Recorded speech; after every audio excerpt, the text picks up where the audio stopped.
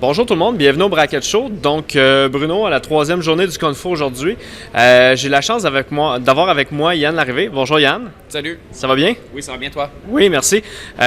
Donc peut-être on peut commencer parce qu'il y a peut-être des gens qui nous regardent qui te connaissent pas, qui n'étaient pas à Kung Fu. Donc peut-être commencer par te présenter. Yann Larrivée, fondateur de Kung Fu. Donc c'est ça. Parfait. Puis dans le fond, Kung Fu, je sais pas si tu peux, tu sais, c'est ça pour les gens qui connaissent la conférence aujourd'hui, je pense que ça fait déjà plusieurs années que ça roule. Peut-être parler un peu de l'historique de comment Kung Fu est arrivé à la conférence qu'elle est aujourd'hui. Kung Fu, en fait, ça a commencé en 2002. Une idée un peu assez... une drôle d'idée. J'étais tout seul dans mon sous-sol, puis je programmais. J'étudiais en génie minier.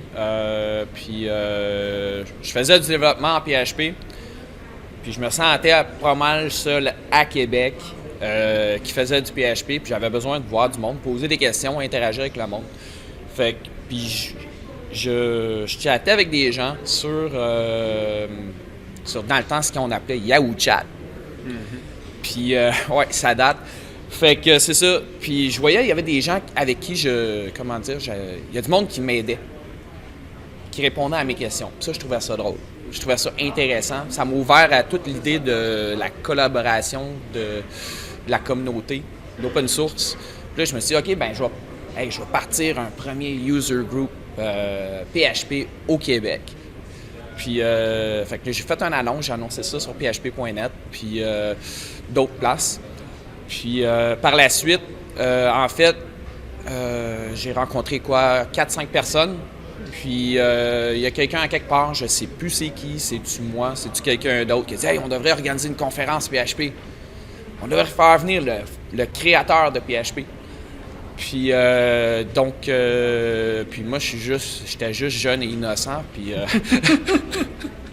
fait que dans le fond c'est même ça la partie, hein, fait que là je l'ai annoncé, puis 6 mois après, on avait la première conférence PHP au Québec, excuse-moi, à Montréal, à l'école polytechnique. On a eu 125 personnes à peu près. Donc c'est à peu près comme ça que ça a commencé, là. Là, si on regarde ça aujourd'hui, évidemment, c'est plus juste une conférence PHP. T'sais, on s'entend, il y a un paquet d'autres choses qui gravitent autour, autant d'un point de vue, manière de penser, de programmer, que de langage de programmation. C'est quoi qui a amené cette ouverture-là? C'est un processus qui est... moi, j'ai réalisé un moment donné que j'avais une plateforme, que j'avais la conférence. Je travaillais pour une entreprise dans le logiciel libre. Il était vraiment pro-open source, disons-le comme ça. Microsoft, par la suite, m'a approché. Puis ils ont commencé à me parler, en fait, de leur transition, avant même qu'ils l'annoncent, leur transition vers l'open source. Puis ils ont organisé une conférence qui n'existe plus, mais qui s'appelait Make Web Not War. Puis moi, ça a allumé des choses dans ma tête, tu sais. On est tous là pour contribuer. Puis dans le temps, il y avait beaucoup de friction entre les différentes technologies. Tu sais, moi j'utilise PHP c'est bon pour ça, Python c'est bon pour ça, puis tu sais. Mais il y avait beaucoup de friction entre les langages de programmation. Puis maintenant, moi je me suis dit, je vais offrir toute cette plateforme-là. Puis c'est ça, je vais offrir la plateforme, puis je veux que les gens collaborent ensemble. Puis c'est ça Kung Fu.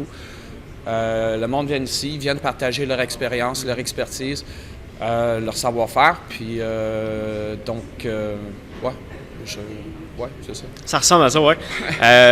Dans le fond, ça doit évidemment pas être facile à organiser, parce que là, on parle quand même d'une conférence cette année, en 2020, qui avait, je pense, 840 développeurs qui sont venus, 840 inscrits. Donc, c'est quoi les challenges d'organiser un événement de petite envergure comme ça? Les challenges, c'est très simple. C'est que j'ai une date, puis tout le monde arrive à cette date-là, puis il faut que je sois prêt, peu importe qu'est-ce qui arrive. C'est ça le challenge. OK, parfait. Puis dans le fond, je sais pas si, tu sais, là, on est quand même en milieu, presque fin de journée de la dernière journée. Comment tu es satisfait de l'édition 2020? Ben, je suis super content. Écoute, c'est la plus grande édition. Comme tu as mentionné, 839 personnes, 839 inscrits. Donc, ça se passe très bien. Les gens sont très heureux. Écoute, puis, ben, évidemment, j'ai des bons commanditaires. Oui, effectivement, on fait partie avec Don Technologies des commanditaires. J'ai Eric en arrière de la caméra qui mentionne la nourriture. Ça, je pense, moi, dans les conférences que j'ai vues dans le passé, c'est rare qu'on avait de la... C'est simple comme détail, mais de la nourriture de qualité, on le voit rarement. C'est-tu quelque chose que tu as eu envie d'amener pour rendre l'expérience vraiment unique? Ben... Oui, puis je veux dire, j'aime la bonne bouffe, fait que ça aide. Mais non, mais ça, c'est mes bragging rights. Littéralement, c'est mes bragging rights. À cette heure, on s'appelle plus Confu, on s'appelle Confood. Fait que, tu sais, mais c'est ça, c'est mes bragging rights. C'est genre, je suis la conférence, puis j'essaie d'avoir la meilleure bouffe, ou à peu près la meilleure bouffe. On a de l'espresso illimité, café, latte, espresso. Tu sais, ça va dans le même vibe. C'est ça, là. Puis peut-être comme dernière question, là, je sais pas, tu dois déjà avoir commencé à regarder pour 2021 qu'est-ce que ça va avoir de l'air. Sans nous dévoiler les punchs, évidemment, parce qu'il y a peut-être des choses que tu veux pas dévoiler, mais comment tu entrevois l'édition 2021? Ben c'est sûr, j'ai des idées. C'est sûr, je vais essayer de faire mieux. C'est toujours dur de faire mieux, là, mais en tout cas. Mais une des choses que je veux faire... OK, je vais l'annoncer tantôt, mais je peux te le dire là parce que ça va être diffusé plus tard. Ouais.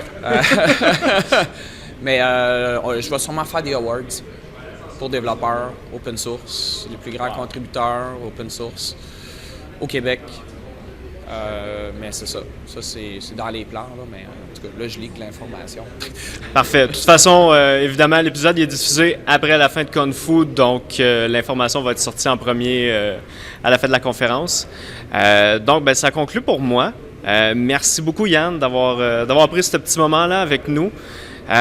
Évidemment, pour tous les gens qui nous suivent, on vous invite à suivre dans les prochains jours, les prochaines semaines. On va avoir toutes les vidéos des entrevues qu'on a faites. On va évidemment vous inviter à suivre Confu, vous inscrire pour l'année prochaine. Merci encore une fois, Yann. Merci, ça fait plaisir. Bonne journée.